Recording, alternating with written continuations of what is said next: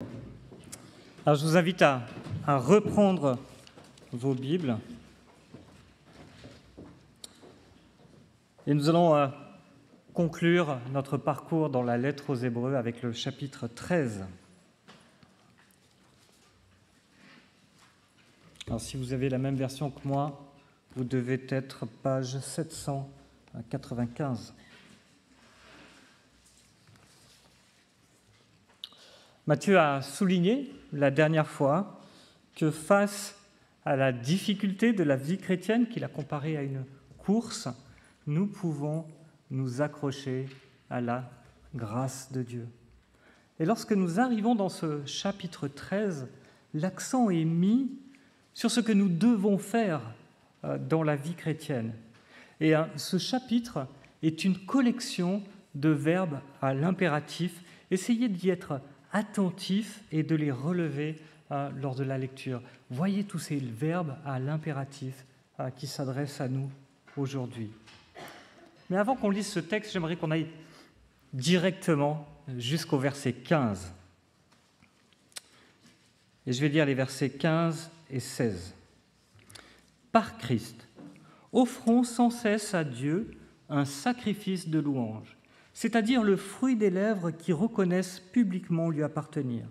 Et n'oubliez pas de faire le bien et de vous entraider, car c'est à de tels sacrifices que Dieu prend plaisir. » Et une fois qu'on a parcouru toute la lettre aux Hébreux, ces versets devraient titiller notre attention, devraient nous attirer.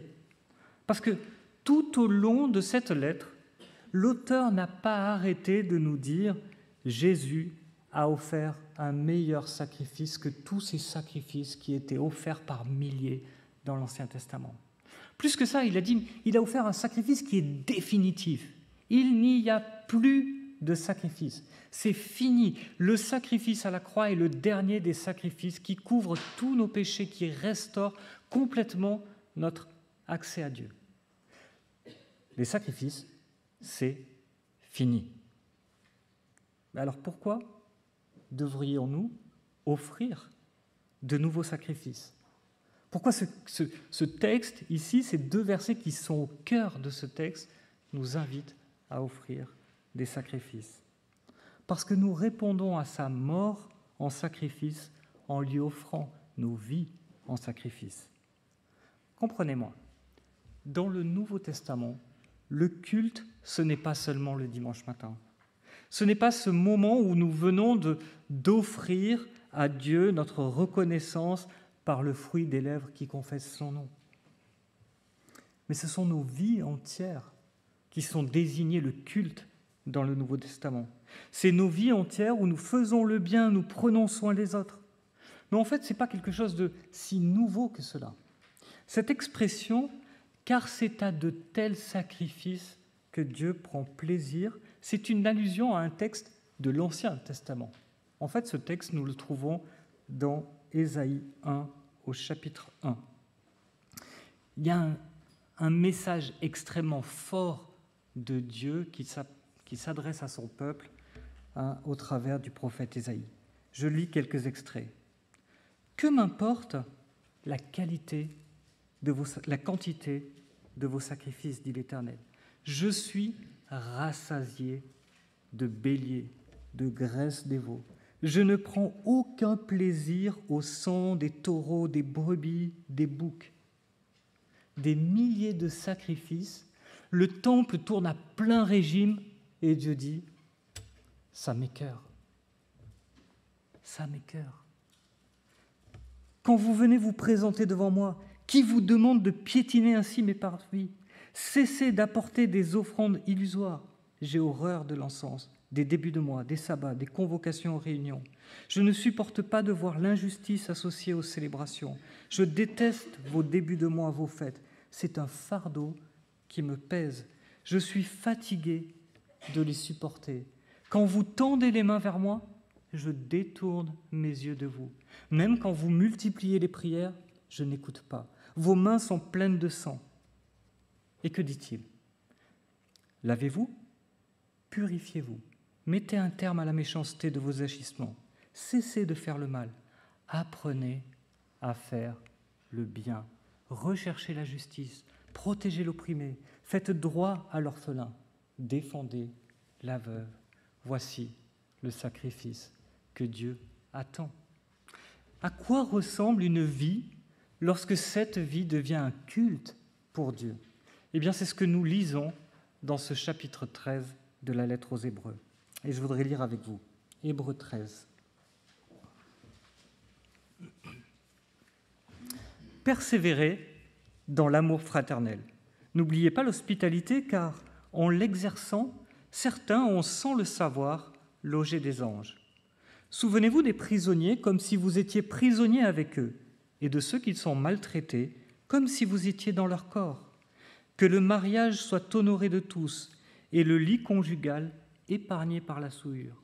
Ceux qui se livrent à l'immoralité sexuelle et à l'adultère, Dieu les jugera.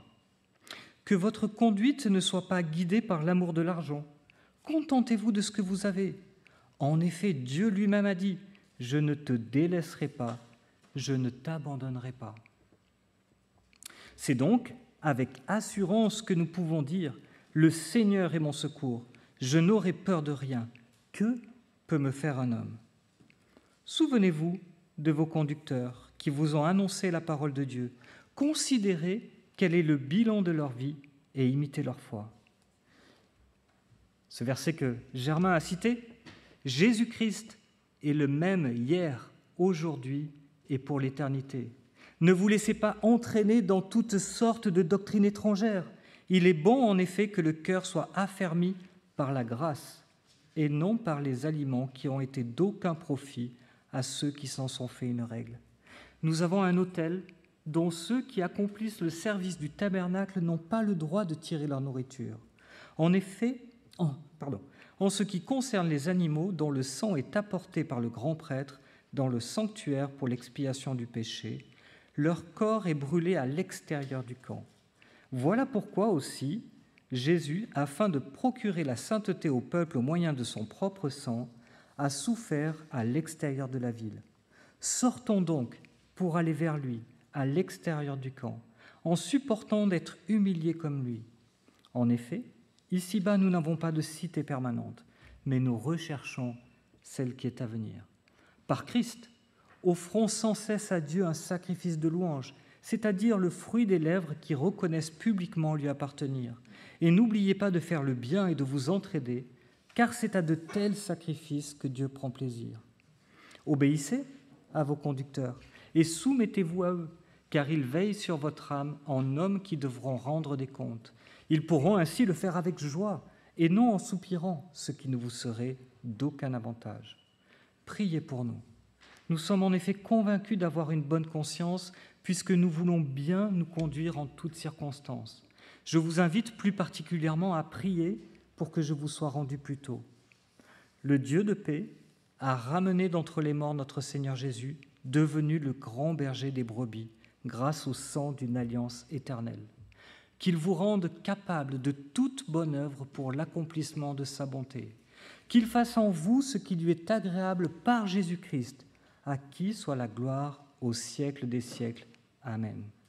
Je vous invite, frères et sœurs, à faire bon accueil à ces paroles d'encouragement, car je vous ai écrit brièvement.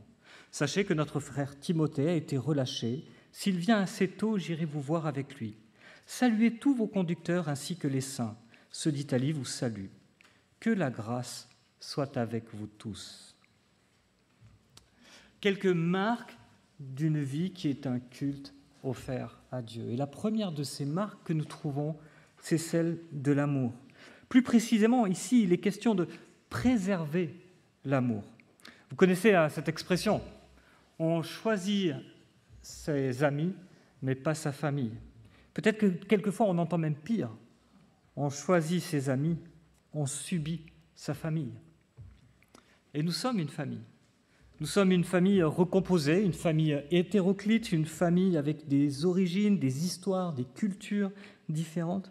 Mais nous sommes une famille, la famille de Dieu. Et Jésus savait tout cela lorsqu'il a dit « À ceux-ci, tous connaîtront que vous êtes mes disciples, si vous avez de l'amour les uns pour les autres. Pourquoi ? Parce que ce genre d'amour n'est pas naturel. Ce genre d'amour est le fruit de l'œuvre de Dieu dans nos cœurs. Il est le fruit du choix de persévérer dans l'amour quand c'est difficile.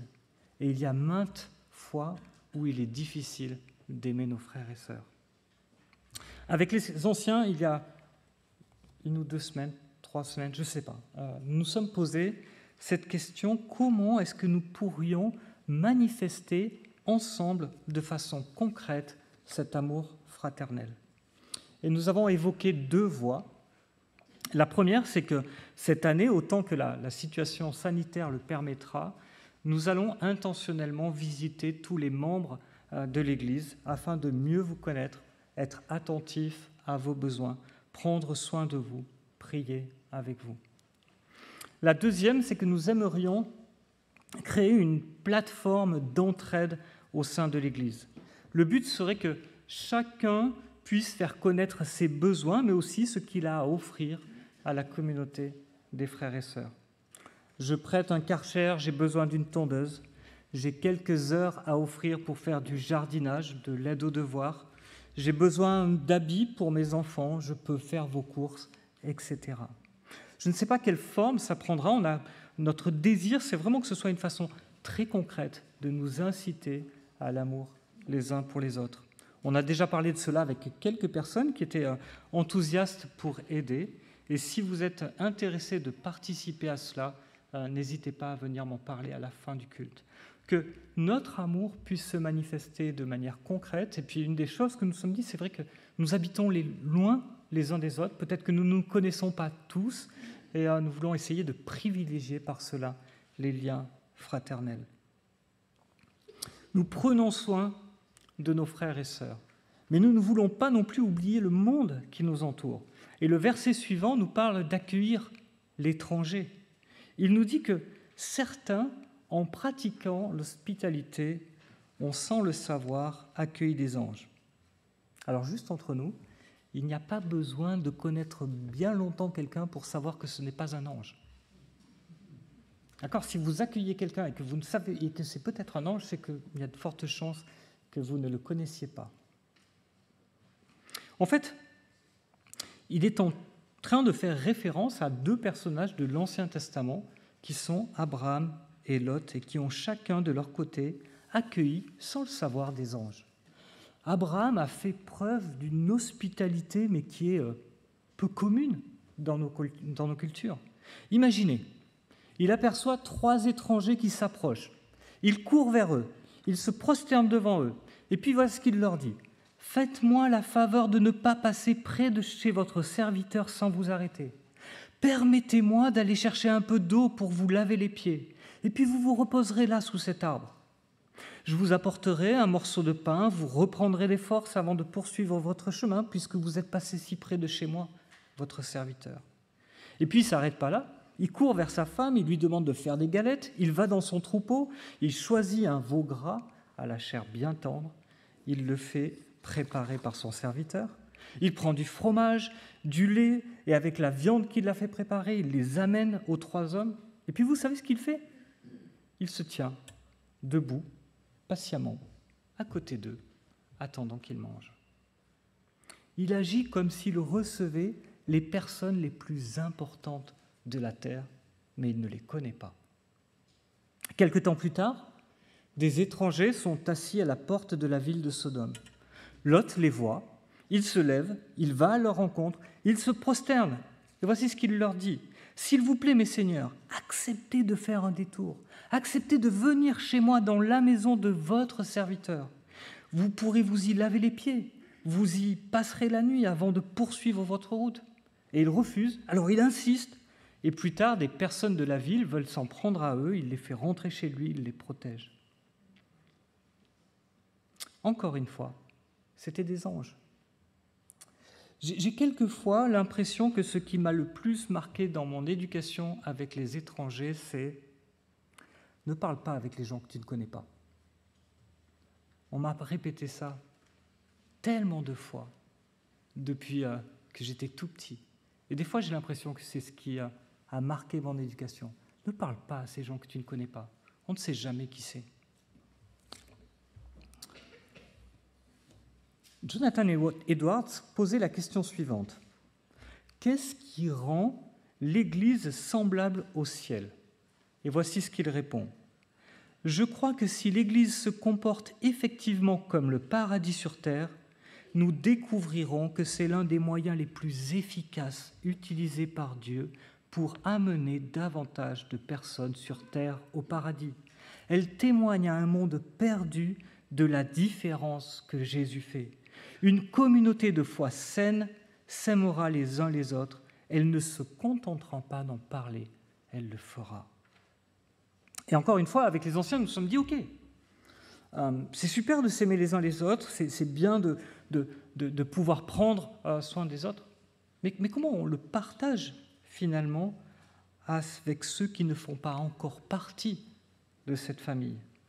Alors il y a des initiatives qui existent au sein de l'Église, elles sont belles et on est reconnaissant pour cela. On est reconnaissant pour l'artisanat solidaire, on est reconnaissant pour les tenter, et je prie qu'une fois que la pandémie sera finie, ces activités puissent reprendre et qu'elles soient un beau témoignage de l'amour de ce que nous vivons. Il y a aussi beaucoup de choses qui sont faites de manière individuelle et qui sont précieuses. Mais en discutant avec le groupe du vendredi, Edith me rappelait qu'à une époque, il y avait des bourses aux vêtements qui étaient organisées ici. Alors pourquoi pas ? On faisait ça chaque année à Villefranche. On organisait une espèce de bourse aux vêtements, marché aux puces dans l'église. On était dans un quartier assez pauvre. On a rencontré beaucoup de gens à cette occasion. Et c'était l'occasion de les découvrir, de discuter avec eux. Et puis ensuite, on les orientait. Certains allaient vers les cours de français que l'on donnait le mercredi après-midi. D'autres, on leur présentait l'école que l'on avait créée au sein de l'église. Et ça nous a permis de nous ancrer dans le quartier et de faire voir aux gens du quartier ce que nous vivions à l'intérieur de l'Église. Cela nous permet d'aimer ceux qui souffrent dans ce monde. Ici, les textes nous parlent de la compassion que nous éprouvons envers ceux qui souffrent. Nous souffrons avec eux. Nous nous sentons prisonniers avec les prisonniers, maltraités comme si nous l'étions nous-mêmes. Peut-être que nous sommes trop habitués à voir le monde qui nous entoure comme le monde, sous l'angle peut-être des fois un peu de la méchanceté. Est-ce que nous le voyons sous l'angle de la souffrance ? Est-ce que nous pouvons, dans notre mesure, soulager la souffrance qui nous entoure ? Est-ce que nous pouvons voir ce monde comme un monde à aimer et à servir ? Là encore, si vous êtes intéressés, si vous avez des idées, n'hésitez pas à venir nous en parler. Tout n'a pas besoin d'être organisé. Tout n'a pas besoin d'être centralisé. Mais quelquefois, ça aide à s'engager dans un service et à servir le monde. L'amour dont il est parlé est un amour sacrificiel, l'amour de celui qui offre sa vie pour ceux qui l'entourent. Et c'est exactement sous cet angle qu'est vu le couple dans Éphésiens 5. Mais l'auteur nous prévient, même l'amour le plus beau, même celui qui est censé nous faire vivre la relation entre Christ et son Église, peut être sali, vécu de manière égoïste si nous n'y prenons pas garde. Aussi beau est l'amour que Dieu déverse dans nos cœurs pour nos frères et sœurs ou pour les perdus, pour ceux qui souffrent, aussi laid est l'amour qui est dévoyé. Et ici, il est notamment dans notre texte au travers de la sexualité. Alors, la sexualité est bonne. C'est l'idée de Dieu. 1, rien ne le forçait à créer un monde sexué. 2, rien ne le forçait à ce qu'il y ait du plaisir dans la sexualité. La sexualité n'est ni sale, ni mauvaise. Elle est un cadeau de Dieu dont nous devons profiter. Nous ne sommes jamais aussi proches de notre conjoint que lors de l'union sexuelle. La Bible parle de connaître l'autre. Cela implique une confiance dans le couple. Nous ne devrions pas minimiser l'importance de la sexualité dans la vie d'un couple. Nous ne devrions pas en faire un tabou. D'ailleurs, Paul avertit les Corinthiens du danger qu'il y a à négliger la sexualité dans un couple. Je lis dans 1 Corinthiens 7, les versets 4 à 6. « Car le corps de la femme ne lui appartient plus, il est à son mari. De même, le corps du mari ne lui appartient plus, il est à sa femme. Ne vous refusez donc pas l'un à l'autre. Certes, vous pouvez, en plein accord, l'un avec l'autre, renoncer pour un temps à vos relations conjugales afin de vous consacrer davantage à la prière. Mais, après cela, reprenez vos rapports comme auparavant. Il ne faut pas donner à Satan l'occasion de vous tenter par votre incapacité à dominer vos instincts. Parce que si la sexualité est un cadeau, dans le cadre du mariage, elle est aussi un piège, un dévoiement de l'amour dans un monde déchu. Adultère, homosexualité, masturbation, relations non consenties, tout cela nous montre combien l'amour qui peut être beau, magnifique, un cadeau de Dieu, peut devenir égoïste, centré sur sa personne, centré sur la recherche du plaisir et laid. Alors, je suis conscient que c'est un sujet délicat, parce que nos péchés sexuels touchent à notre intimité la plus profonde. Ils nous blessent d'une manière particulière quand nous sommes les victimes. Ils nous couvrent d'une honte particulière quand nous péchons. Mais nous ne sommes pas sans solution. Dieu, par le sacrifice de Jésus-Christ, guérit nos plaisirs, nos blessures. Il couvre notre honte.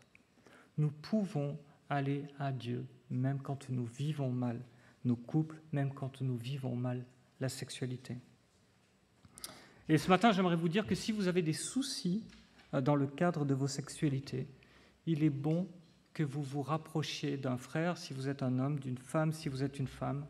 Et ce sera une belle occasion pour lui d'aimer un frère, une sœur, un prisonnier, un maltraité, de prendre soin de lui, de vous. Si quelqu'un vient vers vous et que vous ne savez pas comment l'accompagner, je voudrais juste ce matin vous recommander un livre.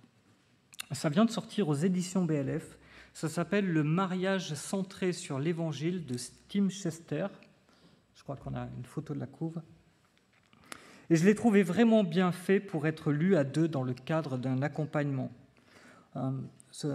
Chaque chapitre détaille un point de la vie de couple et permet à partir d'un texte biblique de réfléchir ensemble sur ce que la Bible nous dit sur le sujet et de grandir ensemble. Après avoir parlé de nos relations, l'auteur glisse et va vers le monde matériel.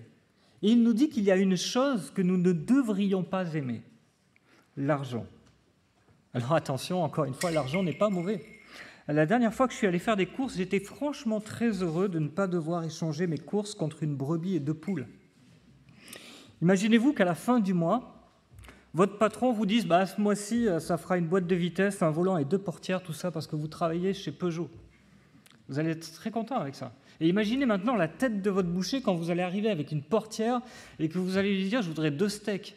Lui va être très content avec ça. L'argent est un cadeau. L'argent est un don de Dieu pour l'humanité. Il nous permet de rémunérer le travail, il nous permet de réparer les injustices, il nous permet d'investir pour l'avenir, il nous permet de faire des cadeaux, il nous permet de prendre soin des pauvres.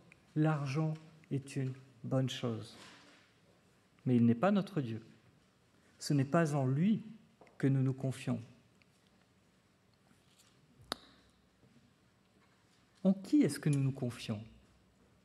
Qui est-ce qui domine nos vies ?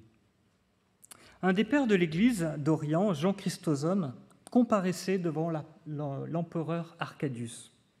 Et cet empereur le menaçait des pires châtiments parce que Jean Chrysostome avait refusé de se plier à sa volonté.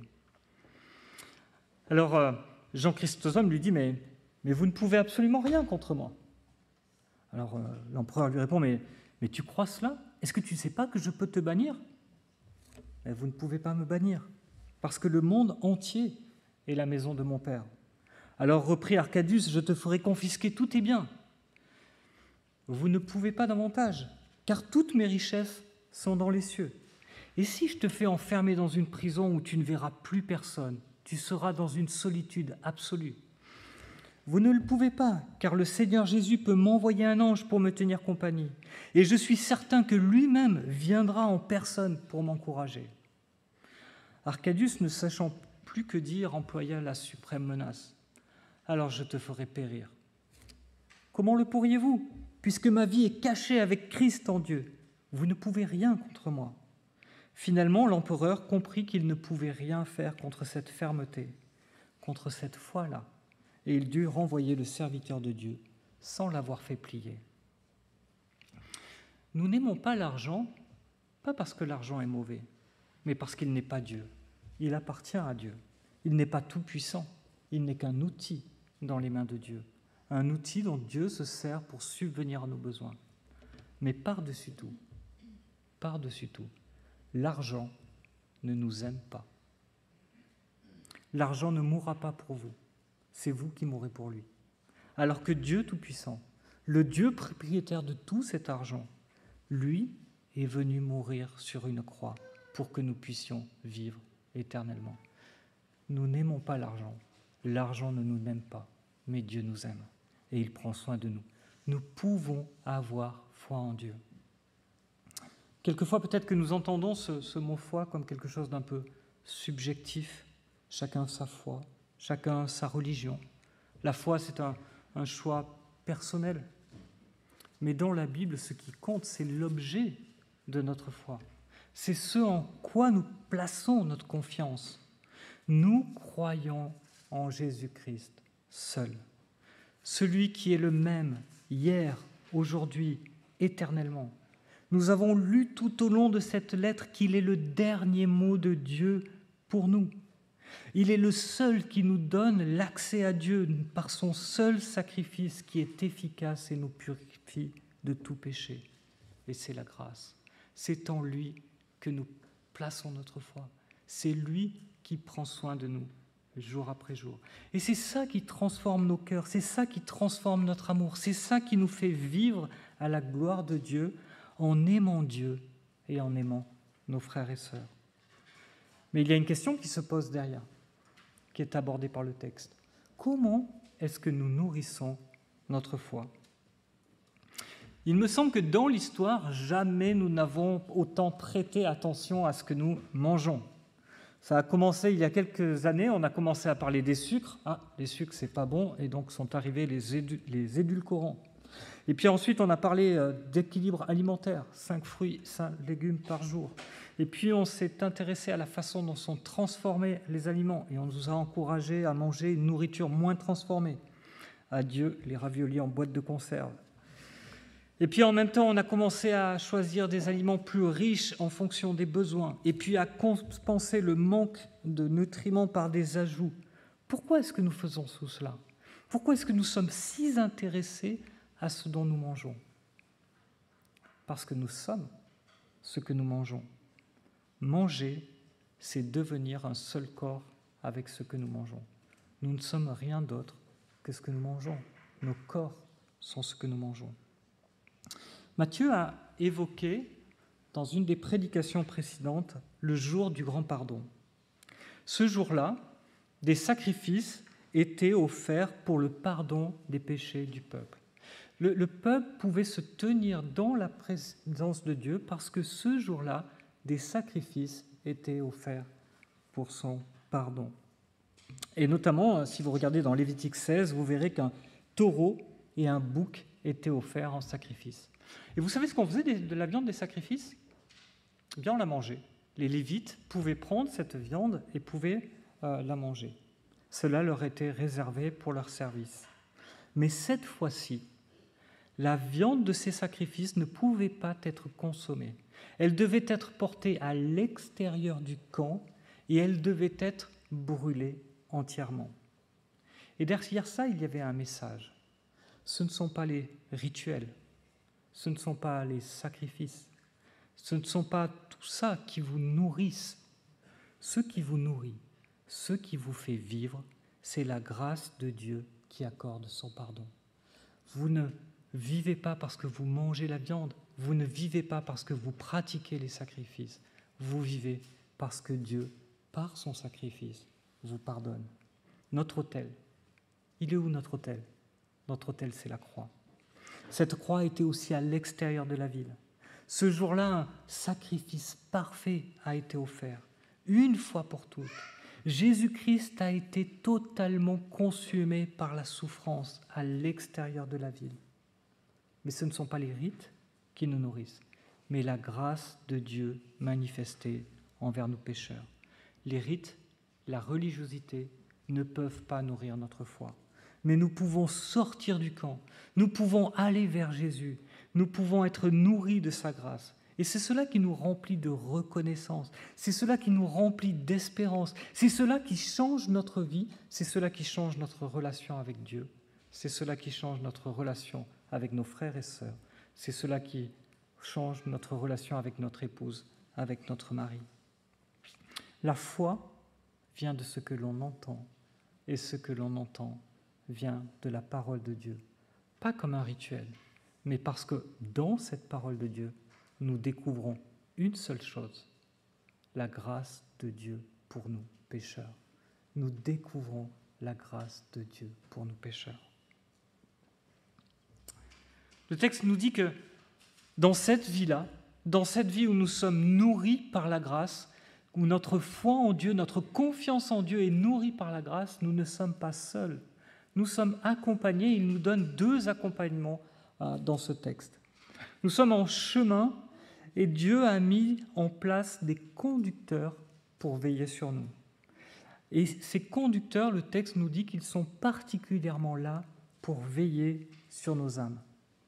La vie est une guerre perpétuelle contre l'incrédulité et la tentation. Nous sommes sans arrêt en lutte et nous devons apprendre à faire confiance à Dieu dans tout ce que nous vivons. Nous aurons plein d'occasions où notre confiance sera mise à mal, où nous ne choisirons pas un chemin juste parce que notre confiance en Dieu sera atténuée. Au chapitre 10 de cette lettre, nous avons lu « Quant à nous, nous ne faisons pas partie de ceux qui reviennent en arrière pour leur perte, mais de ceux qui ont la foi pour salut de leurs âmes. » Et le travail principal de ces conducteurs, c'est quoi ? C'est de nourrir la foi. De nourrir la foi par 2 moyens. En annonçant la parole de Dieu, au verset 7, si je ne dis pas de bêtises, et en étant des modèles de foi. Ils sont plongés dans la parole, non seulement pour l'enseigner, mais aussi pour eux-mêmes. Et pour cela, le texte nous dit qu'ils ont besoin de nos prières. Nous avons besoin de prier pour nos conducteurs. Vous connaissez cette expression qui dit que nous avons les dirigeants que nous méritons ? Ici, le texte nous dit que nous avons les dirigeants pour lesquels nous prions. Est-ce que nous prions pour nos dirigeants ? Est-ce que nous prenons sincèrement le temps de prier pour nos dirigeants ? Nous avons désespérément besoin de vos prières, parce que nous sommes loin d'être infaillibles. Nous vivons dans le même monde que vous, avec les mêmes tentations. Nous sommes faits de la même pâte que vous, avec les mêmes faiblesses. Nous avons besoin de vos prières pour que Dieu nous aide à trouver notre joie dans sa parole, pour que nous puissions la prêcher et la vivre d'une manière juste, pour que le peuple entier grandisse dans la foi et se conduise d'une manière juste. Alors je dis souvent « nous ». Pourquoi ? Parce que je m'inclus à la fois dans les conducteurs et dans ceux qui sont conduits. Nous avons un conseil d'anciens où aucun de nous n'a une prépondérance par rapport à l'autre. Et d'ailleurs, c'est pour ça que nous avons une fiche ancien et pas une fiche pasteur. Il est vrai que j'utilise régulièrement le terme de pasteur, mais comme un synonyme d'ancien, un synonyme qui est souvent plus accessible aux personnes qui ne pratiquent pas notre patois de Canaan.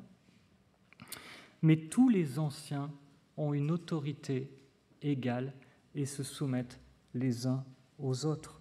Ils veillent les uns sur les autres. Ils sont solidaires les uns les autres. Ils se rendent compte les uns aux autres de leur mandat et, in fine, ils rendent compte de leur mandat devant l'Assemblée générale.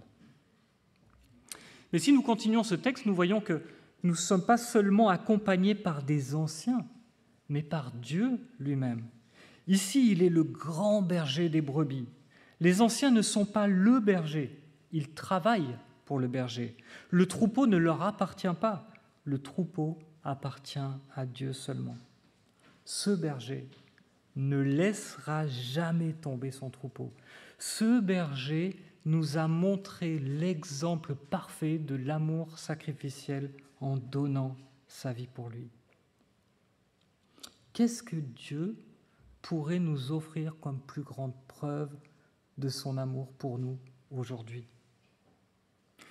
Par ce sacrifice, il a conclu une alliance éternelle, nous dit le texte. Il est notre berger parce qu'il est ressuscité, il est aujourd'hui vivant pour nous conduire en sécurité vers la cité permanente. Ce berger accomplit 2 choses pour son peuple. Il nous équipe pour faire ce qui est bon, agréable et parfait. Et cela veut dire qu'en Jésus, nous avons tout ce dont nous avons besoin pour accomplir sa volonté. Et il nous façonne pour nous rendre semblables à lui. C'est ce que Romains 12 appelle un culte raisonnable. Nos vies entières sont un culte d'adoration qui répond à sa mort. Pas juste le dimanche matin, parce que c'est ainsi que Dieu est glorifié. Romains 12 est assez extraordinaire. Vous avez 11 chapitres de Romains qui parlent de ce que Dieu a fait, uniquement de ce que Dieu a fait, de son propre chef. Il nous a justifiés par ses seules œuvres, par sa seule grâce.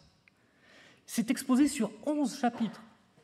Il arrive à Romains 12 et il dit « Offrons nos vies en sacrifice ». Comment ? En faisant ce qui est bon, agréable et parfait. Le culte, c'est une vie marquée par l'amour dans nos relations, dans une dépendance à Dieu pour nos vies. Le culte, c'est une vie marquée par l'amour dans nos relations, dans une dépendance totale à Dieu pour nos vies. Nous ne risquons rien. Dieu nous accompagne dans ce chemin. Nous pouvons vivre cette vie par la foi en Jésus-Christ dans son Église où la parole est prêchée dimanche après dimanche, étude après étude. Et je voudrais encore prier avec vous.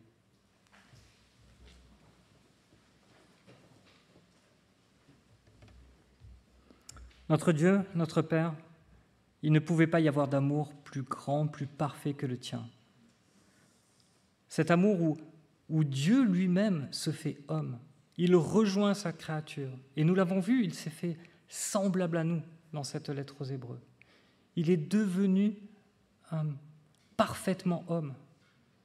Et en étant parfaitement homme, il connaît ce que nous vivons, il connaît nos difficultés, nos souffrances, il connaît aussi toutes les tentations auxquelles nous sommes exposés.